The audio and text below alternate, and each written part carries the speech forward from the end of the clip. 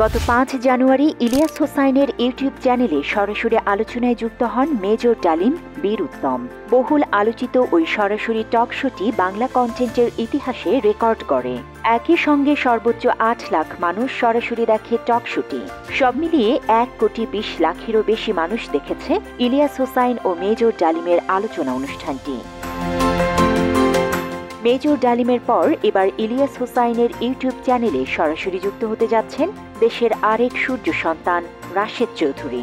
২৪ জানুয়ারি শুক্রবার রাত ৯টায় শুরু হবে লাইভ টক শোটি। লাইভের আগে এই প্রতিবেদনে জেনে নেওয়া যাক রাশেদ চৌধুরীর আদ্যোপান্ত।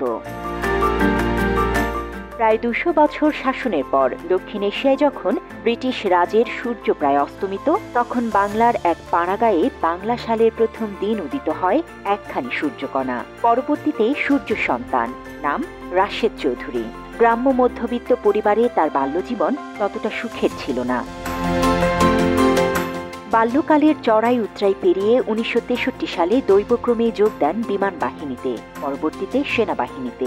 ৭১-এ পশ্চিম পাকিস্তানের সেনা ক্যাপ্টেন ছিলেন তিনি। পূর্ব পাকিস্তানের হত্যাযজ্ঞের কাহিনী জেনে প্রতিজ্ঞা করলেন দেশের স্বাধীনতা যুদ্ধে যাবেন। কয়েকটা বিফল চেষ্টার পর লাহোর অঞ্চল থেকে মরিয়া হয়ে জিপ চালিয়ে সেনা অবস্থানের মধ্য দিয়ে শত বাধা বিপত্তি পেরিয়ে পালিয়ে যান ভারতে। পরে বাংলাদেশের পূর্বাঞ্চলে এসে কর্নেল জিয়াউর রহমানের জেড ফোর্সে একটি গোলন্দাজ বাহিনী তৈরি করে পরম বিক্রমে যুদ্ধ করেন। পেয়েছেন একখানি বীরত্ব খেতাব। মাত্র ৩০% টাকায় জমির মালিক হয়ে নতুন বাংলাদেশের গড়ে তোলার স্বপ্ন দেখা বাংলা বসতি। স্বাধীনোত্তর বাংলাদেশের সার্বিক অতীব দুর্দশা অবনতি দেখে ৭৫-এর ১৫ই আগস্টের বিপ্লবে যোগ দেন। লোকে বলে জাতিকে উদ্ধারকারী সূর্য সন্তানদের একজন।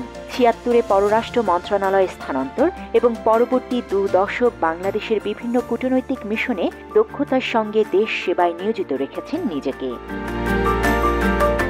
১৯৯৬ সালে মুজিব কন্যা আওয়ামী লীগের শেখ হাসিনা ক্ষমতায় আসার সঙ্গে সঙ্গে চাকুরি হারান রাশেদ চৌধুরী। এরপর থেকেই বিদেশ প্রবাসী তিনি এবং কঠিন দুর্বিষহ সংগ্রামী জীবন কাটিয়ে চলেছেন।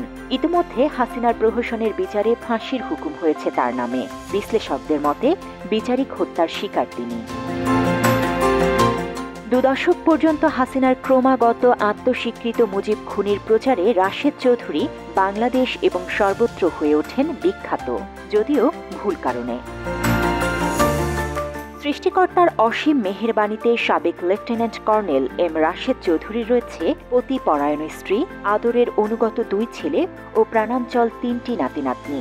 তার লেখা প্রথম ৩টি বইয়ের পেছনের মোড়কে তাদের পিতা ও দাদার প্রতি গভীর গর্ব, শ্রদ্ধা ও ভালোবাসার কিছুটা নিদর্শনের দেখা মেলে। বর্তমানে বিভিন্ন ধরনের বই পড়া এবং বাগান পরিচর্যা নিয়ে ব্যস্ত দেশপ্রেমিক রাশেদ চৌধুরী। শুধু বই পড়া না, লেখালেখিতেও বেশ স্বাচ্ছন্দ্য বোধ করেন রাশেদ চৌধুরী। অবসর জীবনে প্রায় ১০টিরও বেশি বই লিখেছেন তিনি। এর মধ্যে village boy to accidental soldier নামে নিজের আত্মজীবনীও লিখেছেন তিনি।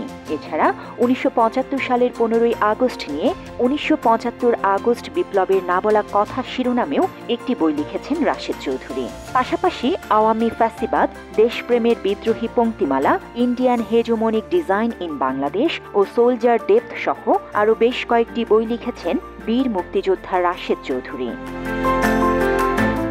এছাড়া বিএনপির প্রতিষ্ঠাতা শহীদ প্রেসিডেন্ট জিয়াউর রহমানকে নিয়ে একটি বই লিখেছেন Rashed Chowdhury. President Ziaur Rahman legendary leader of Bangladesh নামে ওই বই লিখেছেন তিনি। মুক্তিযুদ্ধ পরবর্তী শেখ মুজিবের কুকীর্তি ও বাকশালী শাসন ব্যবস্থা নিয়ে a soldier and a war within post independence of Bangladesh নামেও একটি বই লিখেছেন রাশেদ চৌধুরী। দেশ ও দশের জন্য ভালো কিছু করার বাসনায় অপেক্ষায় রয়েছেন রাশেদ চৌধুরী। মেজর ডালিমের পর ইলিয়াস হোসাইনের ইউটিউব চ্যানেলে সরাসরি আলোচনায় শুনব তার অজানা অনেক গল্প। আলোচনা অনুষ্ঠানটি দেখতে শুক্রবার রাত ৯টায় চোখ রাখুন ইলিয়াস হোসাইনের ইউটিউব চ্যানেলে। জান্নাতুল ফেরদৌস, বাংলা এডিশন।